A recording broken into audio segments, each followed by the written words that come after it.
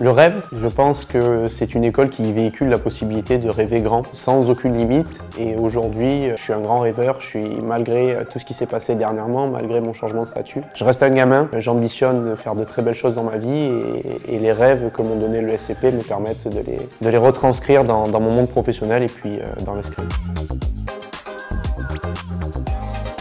Quelque chose qui m'a beaucoup motivée à candidater pour aller à l'ESCP, c'était le fait qu'il y ait beaucoup d'entrepreneurs qui soient passés par cette école, le fait que voilà, il y ait l'Institut Jean-Baptiste Say qui aide via l'incubateur les étudiants à monter leur propre boîte.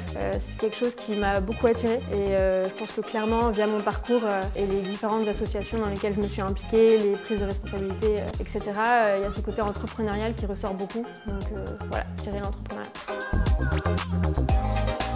La capacité à penser le monde globalement et à prendre du risque.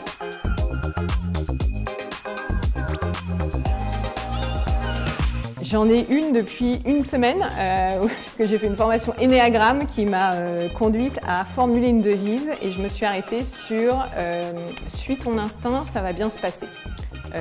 J'ai le sentiment qu'à l'ESCP, on nous a encouragés pendant toutes nos études à réfléchir et j'ai réalisé récemment que mon énergie, mon intelligence était plutôt dans mes jambes que dans ma tête.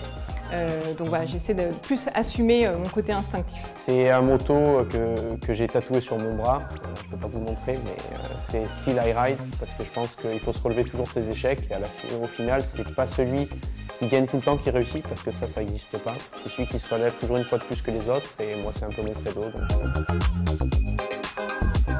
Ouais, moi ma devise c'est il n'y a pas de bon choix, il n'y a que des choix qui se rendent bons. Sous-entendu, on s'en fout complètement de ce que tu choisis, ce qui compte c'est une fois que tu as choisi un truc, tu arrêtes de regarder derrière toi et tu fais tout pour que ton choix devienne le bon.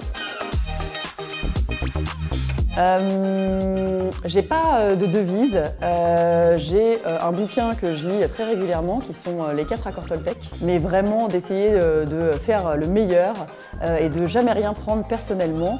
Ça c'est quelque chose quand on est dirigeant qui est assez dur. Évidemment qu'on se prend des coups, la vie n'est pas un long fleuve tranquille, mais d'essayer d'avoir ce recul nécessaire pour se dire que c'est pas forcément lié à sa personne, mais à des choses qu'on peut améliorer et dans chaque coup pris de vraiment en retirer le meilleur pour progresser. L'échec fait vraiment partie de la vie et ce bouquin m'aide à revenir parfois à des choses simples pour continuer à avancer. J'ai une devise qui a été établie dans un texte qui s'appelle Philippe, d'un philosophe breton du 19e siècle qui s'appelle Jules Lequier et qui dit la chose suivante. Osons penser, on va d'ailleurs s'arrêter à ça, osons penser, osons être hommes, n'imitons pas le laid soldat. J'aime beaucoup la devise de Beckett, fail, fail again, fail better.